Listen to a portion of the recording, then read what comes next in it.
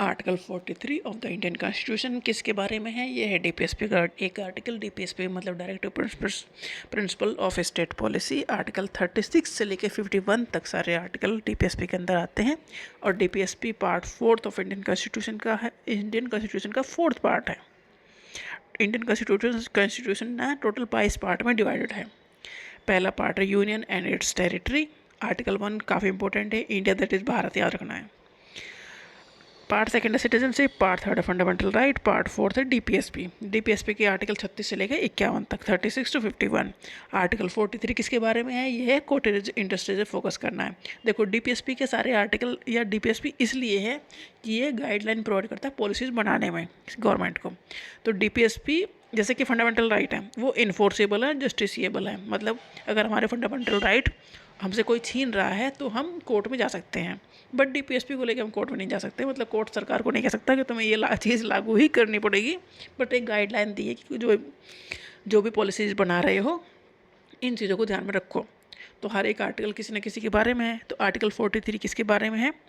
The state shall endeavour to secure by suitable legislation or economic organization or in any other way to all workers, agriculture का हो, industrial हो या otherwise, work a living wage conditions of work, ensuring a decent standard of life and full enjoyment of leisure and social and cultural opportunities.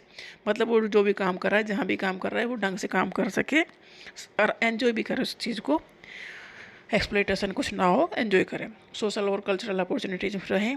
And in particular the state shall endeavour to promote cottage industries. Cottage industries का मतलब ये है कि जो घर से छोटे level पर काम किए जाते हैं, स्मॉल स्केल प्रोडक्शन किया जाता है, इसमें ज़्यादा पैसा नहीं लगता बट घर से काम हो जाता है। तो घर पर रहकर जो छोटी छोटी चीज़ें बनाई जाती हैं ना, वो पहले बहुत होता था, उसको प्रमोट करना है। ऑन एन इंडिविजुअल और cooperative basis in rural areas. Rural areas में कुछ काम नहीं है, कुछ एम्प्लॉयमेंट नहीं है, तो वहाँ पर कॉटेज इंडस्ट्रीज़ को बढ़ावा देना है कि लोग घरों में काम कर सके या कुछ ग्रुप बना के काम कर सके। जैसे कि हैंडलूम है, पोट्री मेकिंग है, बास्केट बनाना है, कैंडल बनाना है, हैंडीक्राफ्ट बनाना है, सोप मेकिंग है, ऐसे जैसे कारपेट मेकिंग है। तो ऐसे जो छोटी छोटी चीज़ें हैं ना, ये कॉटेज इंडस्ट्रीज़ के आते हैं, इंडस्ट्रीज में आते हैं, क्योंकि इसमें ज़्यादा पैसा भी नहीं लगता है, मतलब इतना ज़्यादा रिसोर्सेज भी नहीं देने हैं, वो अपने लेवल पे हैंडल कर लेंगे लोग, छोटे छोटे काम ये ग्रुप बना के करेंगे। तो गांव में इन चीज़ों को प्रमोट करना है जिससे कि वो अच्छे से लाइफ जी सकें। तो कॉटेज इंडस्ट्रीज को प्रमोट करना आर्टिकल 43 के अंदर रखा गया है। It encourage the development of small scale and village industries specially in rural areas. Rural areas में ये चीज़ प्रमोट करने की कोशिश करनी है।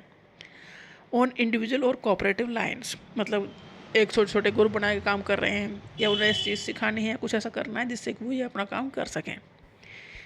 तो कॉटेज इंडस्ट्रीज़ को प्रमोट करना है, आर्टिकल 43 कह रहा है। मतलब छोटी इंडस्ट्रीज़ को गांव में, रूरल एरियाज़ में प्रमोट करना है, जिससे ऐसी पॉलिसी बनानी कि वो चीज़ें प्रमोट हों, छोटे कारोबार प्रमोट हों।